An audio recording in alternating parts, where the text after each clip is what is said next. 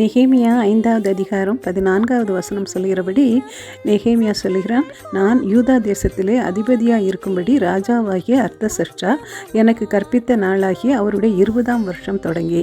எனவே இதே 20ஆம் வருஷத்தில் தான் நெகேமியா அங்கே இருந்து ராஜாவினுடைய உதவிகளோடு புறப்பட்டு வந்தார். ஆனால் இந்த எதிரிகள் அவரை எதிர்த்து பல காரியங்களை செய்யும் பொழுது அவர் தன்னுடைய அந்த அதிகாரத்தை எந்த விதத்திலேயும் பயன்படுத்தவில்லை என்று நாம் பார்க்கின்றோம்.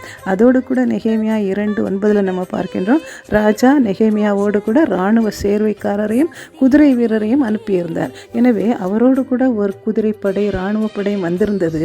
ஆனால் அந்த படையை வைத்து இந்த எதிரிகளை தாக்கவோ அந்த விதத்தில் எதிர்க்கவோ அவர் முற்படவில்லை. அவர் ஜனங்களை எல்லாரையும் கர்த்தர் பக்கமாக திருப்பி அவரை நினைத்து கொள்ளவும் கர்த்தர் நமக்காக யுத்தம் பண்ணுவார் என்கின்ற விசுவாசத்தை அவருடைய ஆவிக்குரிய ஜீவியத்தையும் கட்டி எழுப்புகிறதை நாம் பார்க்கின்றோம். எனவே அந்த வெளிப்படையான மதிலை கட்டி எழுப்புவது மாத்திரமல்ல, அந்த மக்களுடைய ஆவிக்குரிய அந்த மதிலையும் அந்த பாதுகாப்பையும் தேவனுக்கு நேராக அந்த நெகேமியா கட்டி எழுப்புகிறதை நாம் இங்கே பார்க்கின்றோம்.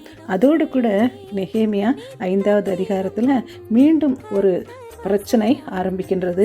அந்த யூதர்கள் மத்தியிலே பணக்கார யூதர்கள் ஏழை மக்களை அதிகமாக அவர்கள் ஒடுக்கி கொண்டிருக்கின்றார்கள். எனவே இந்த ஏழை மக்கள் அந்த நெகேமியா 5:2 சொல்லுது, தானியத்தை கடனாக வாங்குறாங்க. அதற்கப்புறம் அங்கே ஒரு பஞ்சமாக ஆகிவிட்டபடியினால் நிலங்களை திராட்சை தோட்டங்களை அடமானமாக வைத்து கடன் வாங்குறாங்க. அதோடு கூட அவர்கள் தீர்வை அதாவது வரி செலுத்துவதற்காக அவர்கள் கடன் வாங்கியிருக்கிறாங்க.